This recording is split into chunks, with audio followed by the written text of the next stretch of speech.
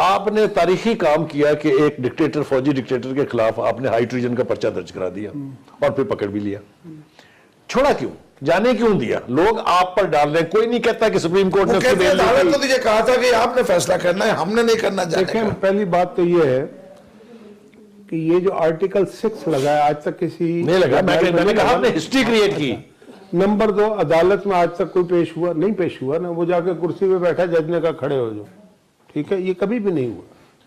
اچھا، جب یہ سب کچھ ہو رہا تھا تو ذرا ریکال کریں کہ سیاسی جماعتیں کیا کر رہی تھی اور میڈیا کیا کر رہا تھا.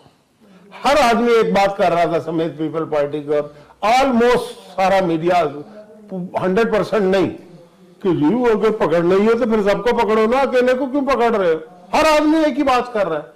ہونا یہ چاہیے تھا، یہ وہ موقع تھا جس وقت ایک قومی اتحاد ہونا چاہیے تھا، ایک کو معلوم ہونا چاہیے تھا. اگر آپ دیکھیں نا جی 47 سے شروع کریں جی، وہ تینوں جا چکے اللہ کے پاس، وہ اپنا حساب دے رہے ہیں. ویسے وہ تو ہاں ایوب خان صاحب چاہے یحییٰ خان ہوں چاہے ضیاء الحق ہوں،